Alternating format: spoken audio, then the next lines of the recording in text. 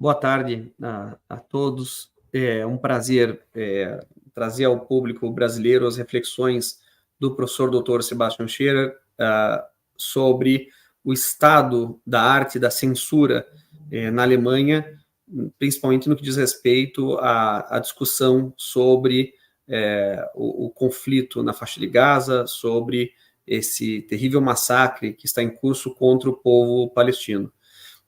O professor Sebastian Scheerer, a quem eu tenho agora o prazer de apresentar ao público em português, embora a palestra seja em inglês, ele é não só uma referência intelectual para muitos de nós, professores brasileiros, mas ele também é uma referência ética. Normalmente é um prazer e uma satisfação coincidir na mesma trincheira que o professor Sebastian, né? Você presume que você está no lugar certo quando o momento reclama, seja do ponto de vista das reflexões, seja do ponto de vista da mobilização política. O professor Sebastian Scheerer tem um currículo enorme, extenso, conhecido de muitos dos que estão aqui nos prestigiando hoje. Ele formalmente, né, agora é professor aposentado de criminologia da Universität de Hamburgo e atualmente, né, a melhor nomenclatura para descrevê-lo é esse ativista pela paz, né, essa personalidade que na luta pelos direitos fundamentais não se acomoda, não arrefece a sua combatividade, pelo contrário, mobiliza os seus iguais, né, aquelas pessoas irmanadas na luta para resistir às pretensões autoritárias de qualquer espécie.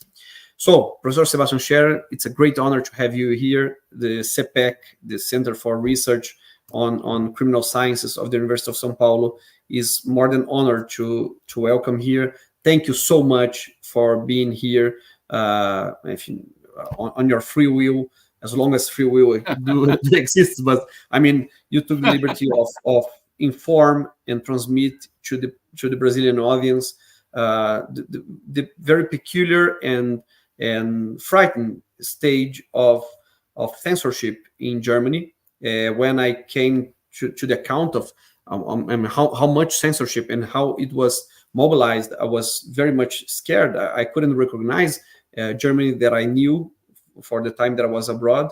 So thank you so much for being here and, just not only describing the situation, but analyzing it, trying to understand how we became on this, we reached this point. So we in Brazil as well can be vigilant regarding censorship, authoritarianism, and other forms of state control over our activities, our daily life. So thanks so much for addressing the theme that you entitled The New Killology, right? And we are very eager, anxious to hear you. And once again, thank you so much. After you finish, we'll try to mediate some questions and answers if you are able to respond them, if you have enough patience to deal with our questions. And now I'll give you time for your lecture, your exposition, and we'll be hearing you here with much delight. Thank you. Thank you so much, Mauricio. I will try to limit myself to 30 minutes, and I will go right into the medias in res. And I will start with the concept of killology, maybe, and try to outline what a new killology would require. That is something that still has to be developed.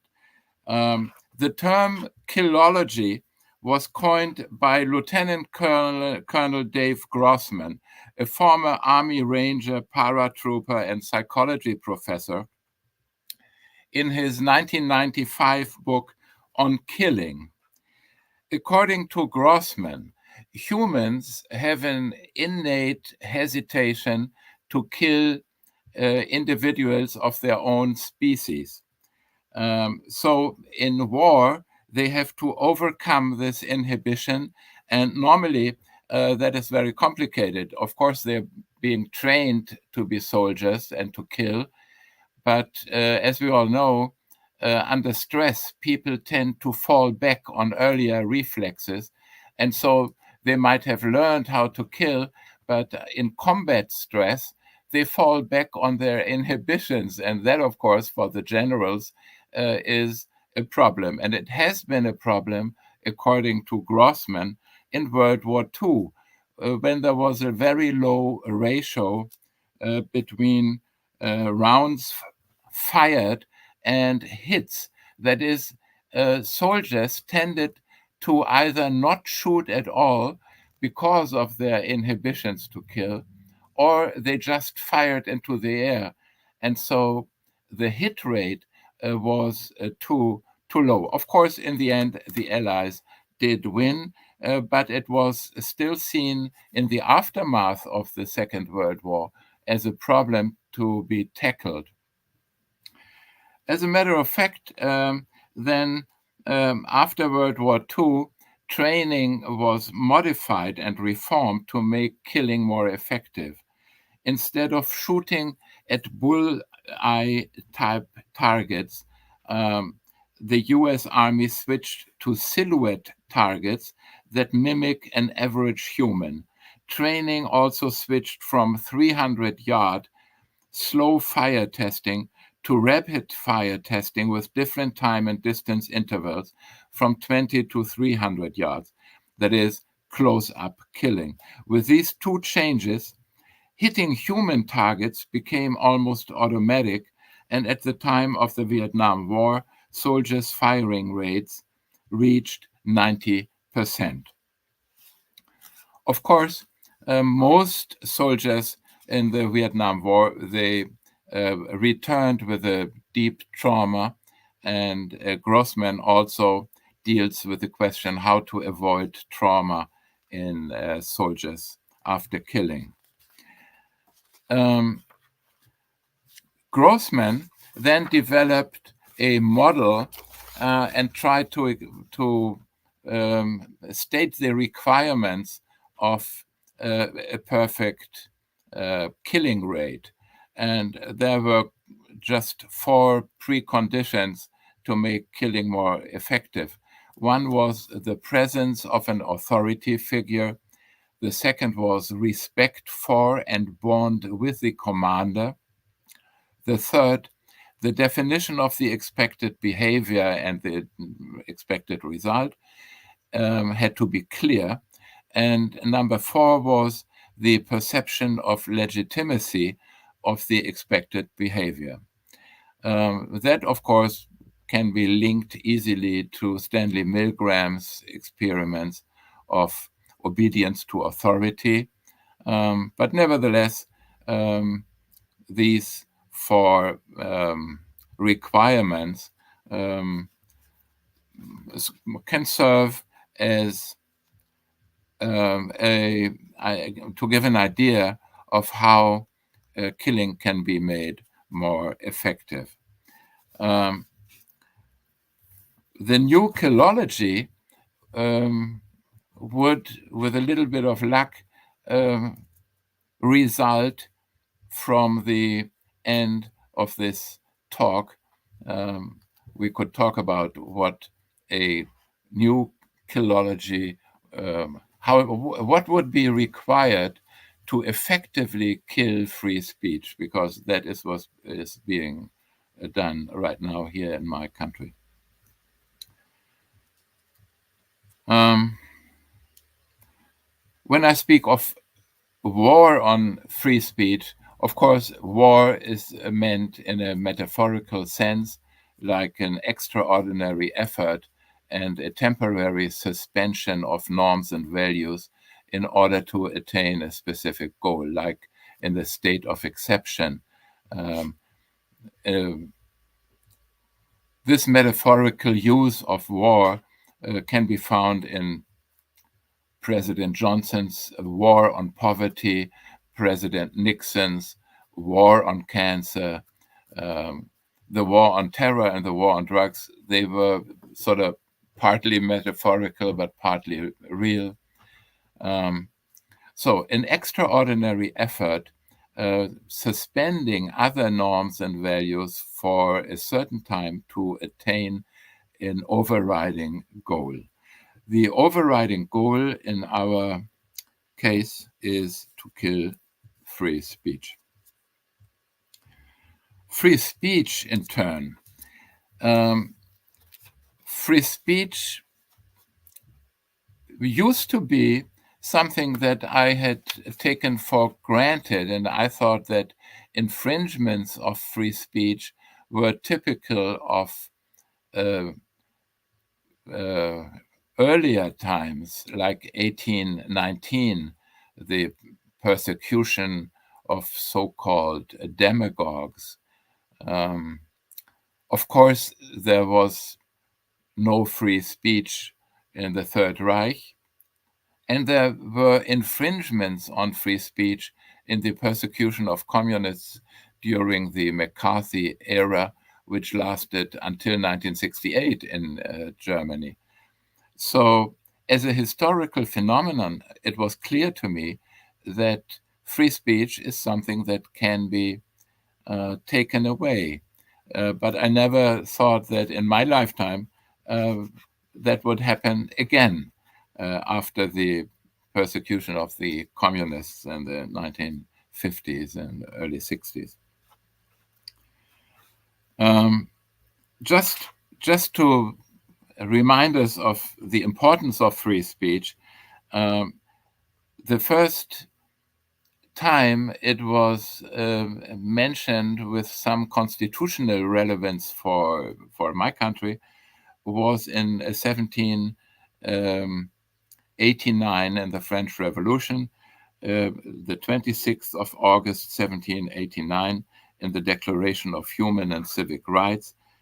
Article 10 was, "No one may be disturbed on account of his opinions, even religious ones, as long as the manifestation of such opinions does not interfere with the established law and order." This article, practically unchanged in its German translation, appeared in the Weimar Constitution of 1919. And then it was also part of the deliberations on the Constitution of the Federal Republic in 1949. But shortly before the acceptance of the German Basic Law, which serves as constitution, this article disappeared and never returned again. Sadly, I must say, because that was of a certain relevance. Article 11, in turn, of the Declaration of Human and Civic Rights of 1789 did have a longer life and still exists in the German Constitution of today. In the French original, in its English translation, it's called "The free communication of ideas and of opinions is one of the most precious rights of man. Any citizen may therefore speak, write, and publish freely, except what is tantamount to the abuse of this liberty in the cases determined by law." I will not cite Article 5 of the German Basic Law, which sort of reiterates this article, because it's very similar and also because it's losing relevance looking at the reality in Germany. Okay, so we have the Killology, we have war on free speech. Now the question is, when did this war on free speech start? What does it look like? And I could talk for hours. Instead, I will give you just the example of Susan Neyman, an American Jewish philosopher who speaks German and in the meantime has the German citizenship too, and she lives in Berlin, and she is the director of the Einstein Forum, a sort of think tank in Berlin. She had applied for German citizenship right after the election of Donald Trump. And she felt safer in Germany and as a German. And she liked the way Germany was dealing with its past and the responsibility that came from that past. As a matter of fact, she so much admired German remembrance of the Holocaust and the way Germans were dealing with evil in their own history, contrary to many other countries. Hardly any country in the world is dealing so openly and thoroughly with the negative sides of its history as Germany is. So she loved Germany. And she wrote a book in 2019, Learning from the Germans, and how good the Germans were dealing with their terrible past. And she said the United States, regarding slavery, they are far back behind in dealing with their past, let alone the genocide of the native Indians. So she was a fan of Germany in 2018 when she was writing this book. In 2019, this book appeared. But in 2020 already, she was disappointed about the turnaround that had happened. And she initiated a protest letter signed by many, many representatives of the cultural system and institutions in Germany, decrying the sudden lack of liberty of expression. And her thesis was that in 2020, not even Hannah Arendt would find a university or another public place where she could give a speech. If Hannah Arendt was alive today, she said, in 2020, she wouldn't find a way to a platform to speak what she was saying, like in 1944 or in the 1950s. That created quite a scandal. Nobody believed her. But this really was the case. And the proof that she was referring to was the cancellation not only of the appearance of guest speaker Achille Mbembe, a representative of the post-colonial theory, but they not only canceled his appearance, but they canceled the whole Ruhrtriennale, a festival that appears every 3 years and involves hundreds, if not thousands, of artists and personnel, etc. And all this work was in vain just because the director of the Ruhrtriennale, Stefanie Karp, she had invited Mbembe, who was suspected of sympathies with the boycott, divestment, and sanctions movement that wants to put pressure on Israel to end occupation.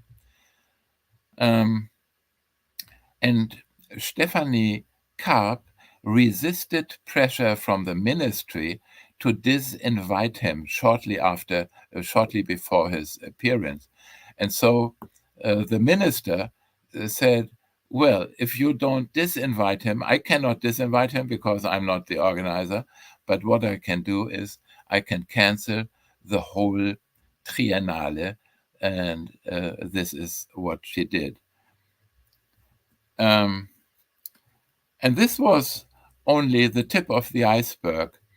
Today, it has become common to invite people and disinvite them shortly before their appearances, because somebody has found out something about a remark, a chat, a publication, a declaration of sympathy for the BDS movement, or something like that.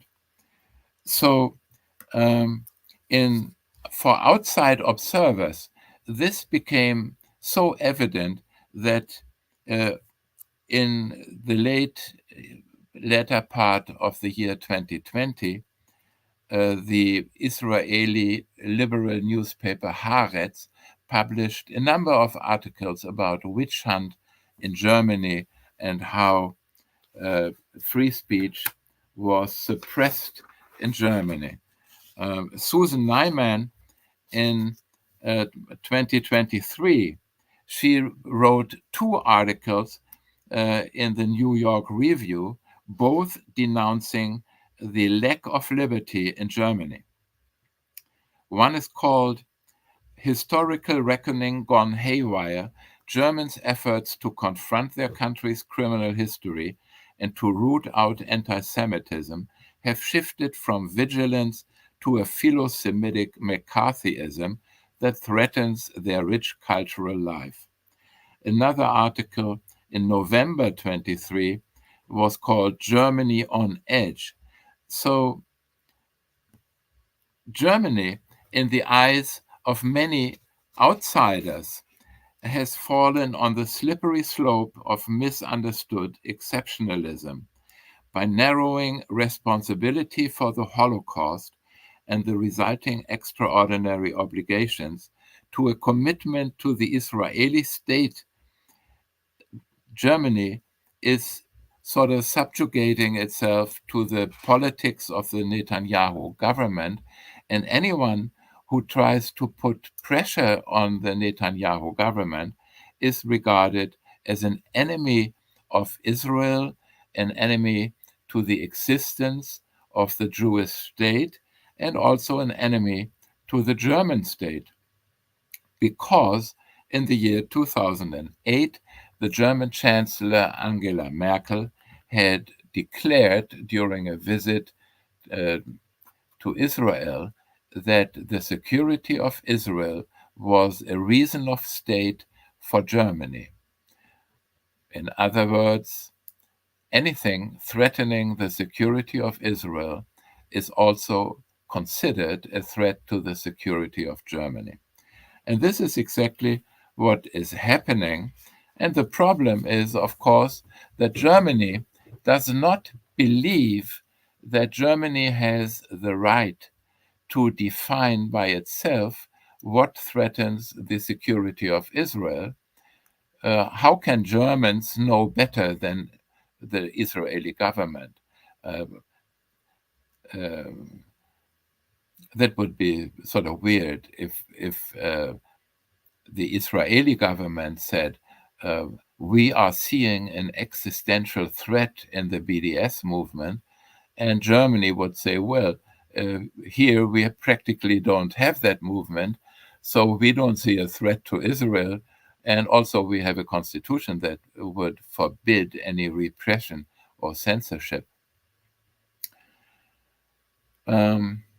So German loyalty to Israel is a 100% loyalty, and whatever Israel declares to be an existential threat, Germany believes has to follow without being the smart aleck saying, well, that's not really an existential threat. That would be sounding funny in a way.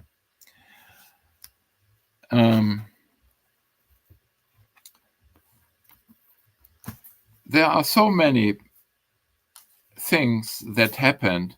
It's difficult to give an overview. I put in the chat box a little literature, a German language literature by my esteemed colleague Kai Ambos. Just recently, he has given quite an impressive analysis from a constitutional point of view, what happened with the Palestine Congress in April 2024 in Berlin, which had been planned in cooperation and communication with the police and the government of Berlin, but nevertheless was disbanded shortly, a few minutes after it had begun.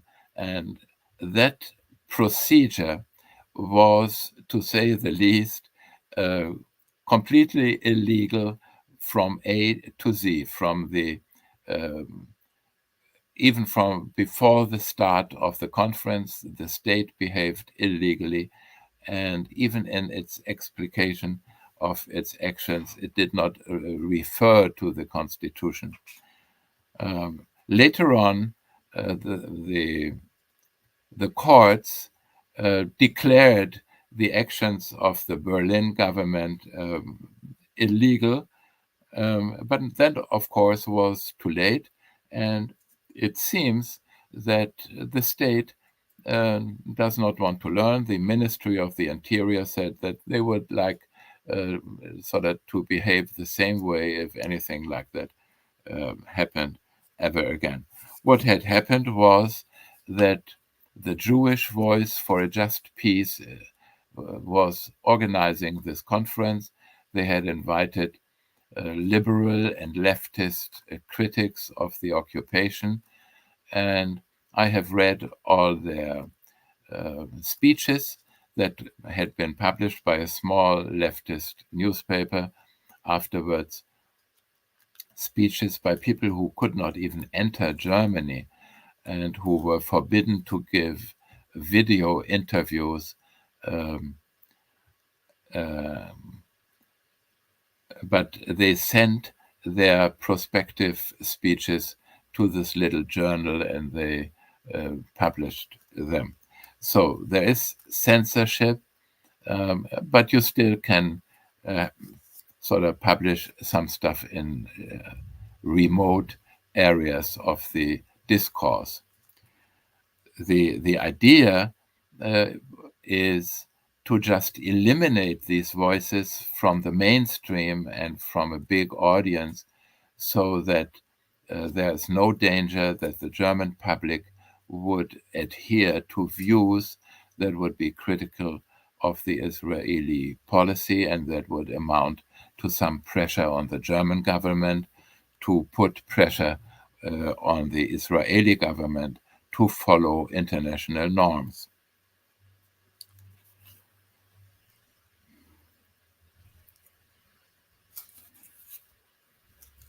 Well, of course, the question is, how did this change come about in 2019, 2020? That was so remarkable, swift, and totalitarian that people are still at a loss explaining what had happened. And most people refer to the German sense of guilt because of the National Socialist policies, and especially the persecution of Jews and the Holocaust. And that makes Germany feel a responsibility towards the Jewish state that is doesn't allow any other behavior. It is still remarkable that this loyalty or solidarity with Israel would be leaving out constitutional restraints. Normally, one would suppose that solidarity with Israel would be limited by what the German constitution allows us to do. And the German constitution only allows us to behave within the limits of basic rights, human rights. And it certainly would not allow Germany to aid and abet mass murder, war crimes, crimes against humanity, not even apartheid. And instead of leaving space to discuss these complicated questions, Germany is tabooing the discussion. To speak about apartheid is very complicated, and can easily throw you overboard from the German legitimate discourse. One person who has tried and succeeded to at least make it a topic is Kai Ambos in his latest book, Apartheid in Palestine, ? Very cautiously but very diligently, he discusses the question in this book that is certainly not a book for a large audience, but rather for a specialized audience. And in those kind of things, and when you're really cautious, you can still discuss these questions. But basically, it is impossible to organize conferences, to write articles that would try and put pressure on the German government to follow international law with relation to its solidarity with Israel. The basis of this in legal terms and political terms are the so-called BDS resolutions. In 2019, the German Bundestag, the parliament, passed a resolution with a large majority saying that the BDS movement was anti-Semitic, reminded of Nazism, and therefore no public space should ever be rented or given or otherwise made accessible to the BDS movement or to supporters of the BDS movement or to people who were saying similar things or who were pursuing similar aims like as the BDS movement.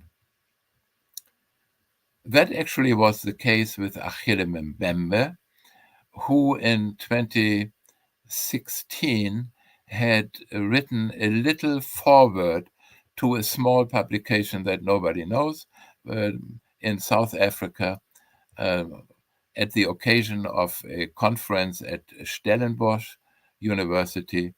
And there he had decried the Gaza assault by Israel of 2014.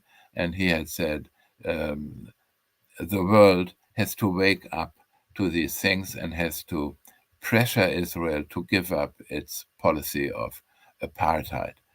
And he didn't mention the BDS movement, but of course that was a similar sort of protest or a similar opinion that you can also find in the writings of the BDS movement.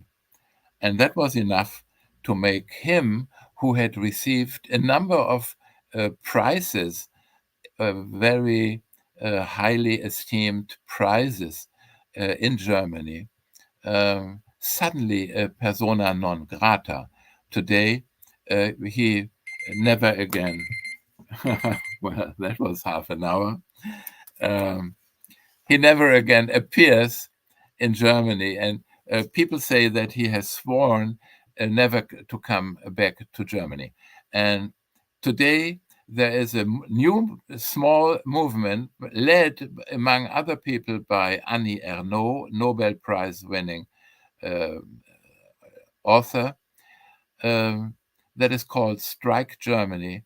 And it is somehow supported even by the very renowned law professor of New York University, House, who said that after the repression of the Berlin Palestine Conference, internationally, one should really rethink if one should, under conditions like this, ever organize an international conference again in Germany. So, in my opinion, that would help Germany if more people decided to publicly and openly boycott international events in Germany, giving these reasons. That would help Germany to sort of wake up, because Germans are very apprehensive about what people abroad think about conditions here, and if they are confronted with more criticism, that could only be very good. And I would really like such a movement. Okay.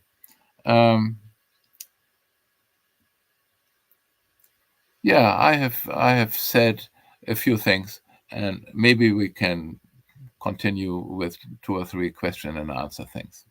That's great, Sebastian. Thank you so much. Although terrifying to hear about this, at the same time, must need it, right? So we're delighted with the possibility of having you speaking out about this situation and trying to bring Germany back on its compromise to democracy in Western democracies. Although Brazil is normally not usually integrated in this Western world, right? We'll be more than happy to give a push to get Germany back on tracks of legality and constitutional law. So we have 3 questions for now. Maybe more are to come. The first one is, to what extent, what is the extent of censorship in Germany today?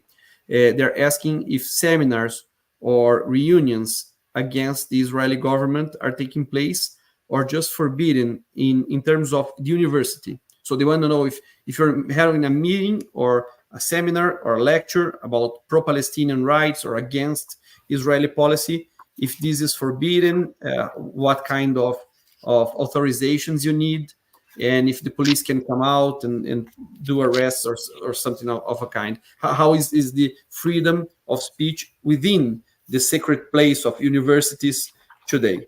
I have a couple more questions. Do you like me to make all of them or one at a time? Well, maybe with this one, I can answer right away.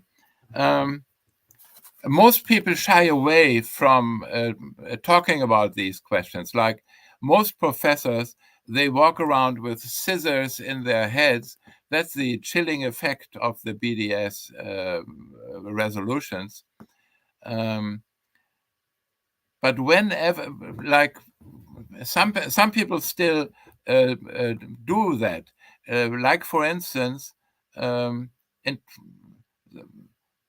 short while ago, there was a seminar in Berlin for Israeli students at an art school, an art academy in Berlin, and led by an artist professor from Israel who was opposing Netanyahu. And the seminar was called Unlearning Zionism. And they invited, for instance, it was an online seminar in the COVID time, and they invited Ilan Pappé, a new historian from Israel, to give a video speech about Israel as a settler colonialist state. And that is all common knowledge in academia. But somebody in a right-wing newspaper in Israel said, oh, the German government allows anti-Semitic propaganda to take place in German universities. And it took not even a day until practically everybody, including representatives of the political system, they were scandalizing it. Then the Israeli ambassador came, scandalized it, and the German government apologized. And within one day, they took the funds away, that the minimal funds. They closed down the online seminar. And in Germany, there is a registry of anti-Semitic incidents, and this seminar still figures prominently as one anti-Semitic incident. Because of what? Because they had invited Ilan Pappé to speak online to these students. So this is about the situation of free speech in Germany. So you will say that people are mostly silent because they're afraid of consequences of tenured jobs. So there's kind of this prevention system that just said, if you ever step out of the line, we're going to be readily and swiftly and have a proper response. Yes, So there are. universities are kind of quiet, right? Because they're afraid. Yes, they are afraid. And they are afraid for good reason. There have been scholars from Australia at the Max Planck Gesellschaft. They have written critical stuff on Israeli policy in their private Facebook accounts. And somebody found out, and the next day they were thrown out of the Max Planck Gesellschaft and had to return to Australia. And there have been dozens of journalists on German television and in newspapers who have lost their jobs because they have sent in their private WhatsApp chats cartoons about Netanyahu or something. The director of the Jewish Museum in Berlin, Peter Schäfer, highly internationally, extremely highly renowned scholar, he was forced out of his job because one of his aides had forwarded a resolution by Jewish scholars, a warning about infringements on freedom of speech in Germany if the BDS resolution passed. That was some 240 Jewish scholars, mostly from abroad, including from Israel. And they had warned Germany that if Germany passed the anti-BDS resolution in 2019, that would be very dangerous. And this aide to the director of the Jewish Museum, she had only forwarded this resolution. And then came Netanyahu on his visit to Berlin. And after he left, he had left a one-page memo requesting that Germany stopped funding the Jewish Museum because of that. And Germany didn't stop funding the museum, but threw out the director. So unfortunately, this is also almost forbidden in Germany to speak of Jewish, the Jewish state's influence, the Jewish lobby.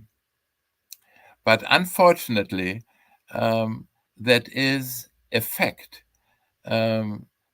And the whole idea of BDS resolutions did not originate in Germany. It originated in Israel in the Ministry of Strategic Affairs that was founded in May 2015 with the only aim to organize a global campaign against BDS and other so-called delegitimizers. And this ministry existed from mid-2015 to mid-2020 under the chief Gilad Erdan, who is now ambassador to the United Nations, and he is now defending Israel's actions on Gaza because he had been so successful in the Ministry of Strategic Affairs. He has succeeded in persuading 37 states in the United States to pass anti-BDS legislation, and practically all larger cities and the German Bundestag to pass BDS resolutions. Gilad Erdan, actually, he came to Germany celebrating this as a big success, saying that when he started out in 2015, everybody was warning him that Western Europe was lost to his cause because they had all these civil liberties. And he said, well, we'll see. And when he came to Frankfurt in 2018, he was rejoicing that German public television had even decided not to transmit a Roger Waters concert because of Roger Waters' personal opinions about the occupation. So he said, well, people had been warning me. They said it's a lost cause in Western Europe because of all these liberals. But see, we made it. We have actually done it. So he got another brick in the wall. Yeah, right. So, Sebastian, there are two more questions. Are you still able to address them? Okay, so yes. One is, what are the main legal arguments used to forbid pro-Palestinian acts? I mean, it's pretty much clear that it's within the anti-BDS, but it always has a legal form, right? So what are the kind of legal arguments? What they're saying it's kind of a self-defense. It's preventive nature. What kind of legal form are the arguments that they're being managed here? Yeah. They say that there was an imminent danger of Islamist propaganda, and this propaganda cannot be tolerated because in Germany you simply cannot do that because of the German responsibility. Of course, they did invoke legal norms, like, for instance, the rules of the EU treaty about who can be forbidden entry within the Schengen space. All this is in the article of Kai Ambos that are cited in the chat box. That is very interesting. But the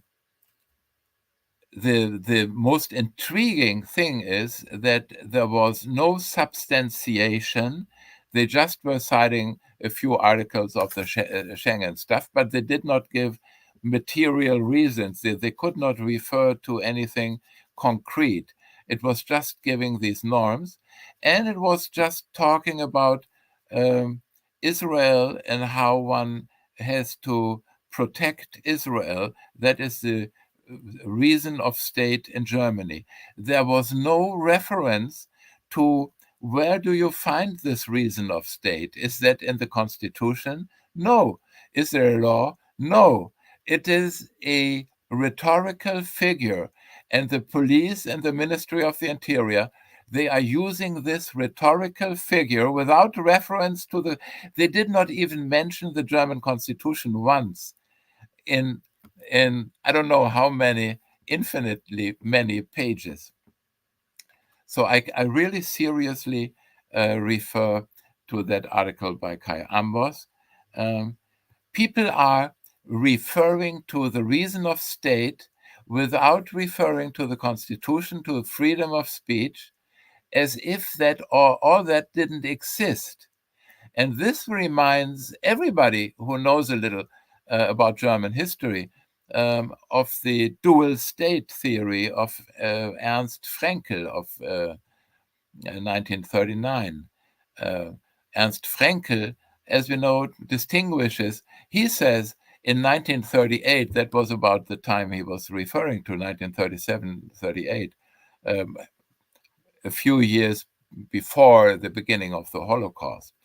But still, the Third Reich, he says, the Third Reich appears like a normal state when you look at it, prima facie. Like people go to court, people get their procedures, etc. But then there is another state. There is not only the normative state, there's also the measures state, the Maßnahmenstaat. And when something is politically relevant or touchy, suddenly the norms are not relevant anymore. What is relevant is the will of the master, etc., of the party, etc. And you will not find references to articles of laws or constitution. You will have a political discourse. And in this crackdown, and this makes the crackdown in Berlin so special, you have exactly this. They cite a few ridiculous norms. They don't give a substantiation. They do not mention freedom of speech, Article 5 of the German Basic Law. They make no mention of any article. They just talk about the reason of state. They actually do talk about the reason of state. And that is highly significant and highly terrifying. And so in German jurisprudence, they say, for decades, they have said, like the French Revolution has said, free speech is one of the cornerstones of democracy.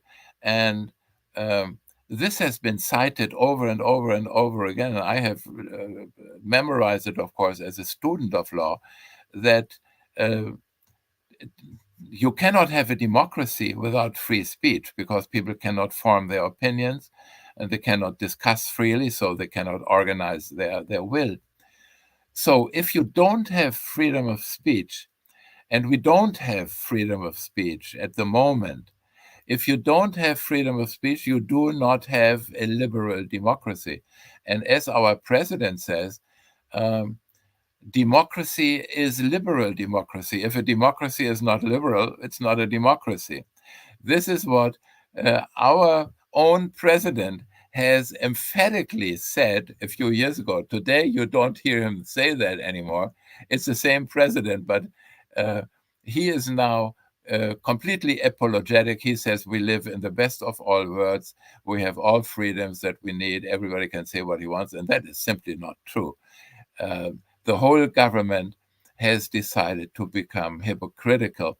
And as you see, Germany was the first country to side with Israel in the case of the International Court of Justice, taking the side of the country that is massively suspected to commit crimes against humanity. And I never thought that Germany would turn a blind eye to massacres of that kind of. That was simply unimaginable to me until when it happened. And this is why I'm on the streets, and I have my own little cardboard things, and I discuss with people, and I go to Palestine solidarity camps, because I just cannot stand the way my government is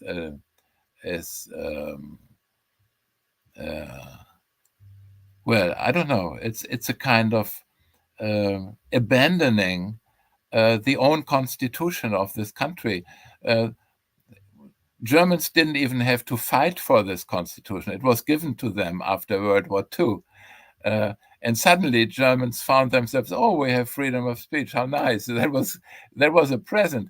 But today you notice when something is given to you and you don't earn it, you will not fight for it. And Germans simply don't fight for free speech because it has been a present and they didn't even want it. And sometimes I think of Thomas Mann, his thesis in 1919, that for Germans are not made for democracy. That's what he said in 1919. He later changed his mind because everybody told him to change his mind. But that was pretty clairvoyant in 1919. I see a certain kernel of truth in that. You have time for one more question, maybe?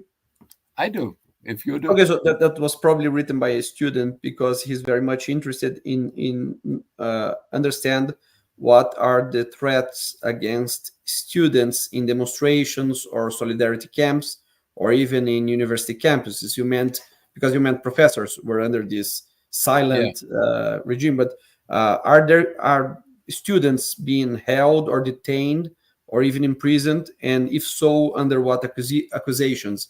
Every time you have civil disobedience or some kind of resistance, police normally detain you under other pretexts, right? You're just destroying public property or something like that.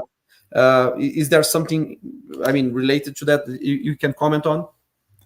Well, I'm afraid I followed more closely the developments at Columbia University and in Los Angeles.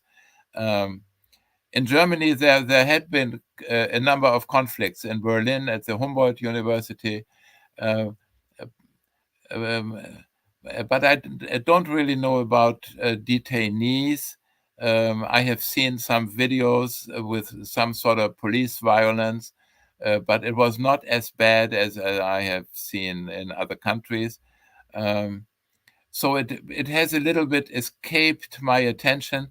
What breaks my heart really at the moment is when I think of the protest camp at my Hamburg University. They have installed a protest camp at Dammtor at the Moorweide, right across the Dammtor station. You have a large park adjacent to the campus. And at first, the camp was threatened by police to be evacuated. Police came massively, but the whole thing, police was harassing the participants. But what breaks my heart is less the harassment by the police and much more the fact that practically nobody is there. There are a dozen Palestinian students, sometimes maybe 24, but that would be a lot. In a city of 1.6 million inhabitants and probably 20 or 30,000 students, I just think that this is a very tragic, poor showing, and that has to do with the massive media manipulation of the masses who think that everybody who is in solidarity with Palestine is a Hamas sympathizer or a terrorist or something. So this is really much worse than police violence. I have been at a number of demonstrations where police outnumbered the demonstrators, and police are not very nice. They check your identity, they harass you, etc., etc. But the real problem is how little public sympathy there is. That is my great concern at the moment.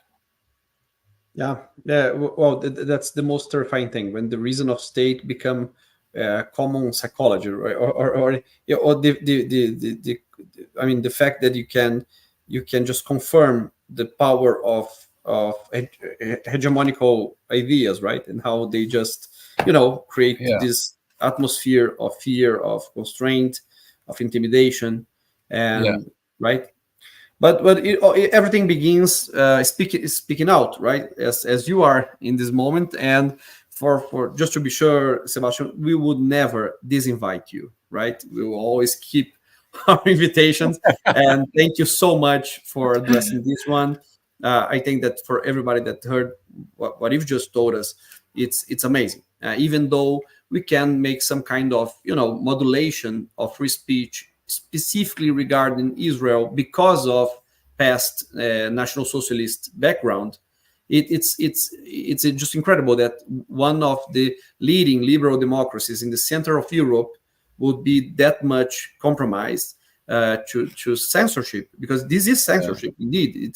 It's previous prohibition of themes, of ideas, of just presenting them to the public, written or just said. So thank you. I mean, this is the kind that, well, the state of exception, it's as we've learned through Walter Benjamin, right? It's permanent. It's always there. So the fight for rights is to be a continuous fight, and articulated not only in our national frames, but beyond our borders. So thank you so much for being on this night, for you on this afternoon with us. It's most clarifying. And if with anything we can help from abroad, please just give us a call. That was so nice of you to have me, and I thank you so much for this opportunity. And thank you, and good night. Now, we'll be sure, Sebastian, to give put on the YouTube, not on the comments, but on the description of the video, the texts you mentioned, the articles, and if you have anything else which you can just put off there for people that are interested to know more, to do more, to be able to do so on our website. Great. Okay. Thank you so much, Mauricio. You're welcome. Thank you so much, Marianne, in the background too. Thank you. Bye-bye. Thank you. Good evening. Bye-bye.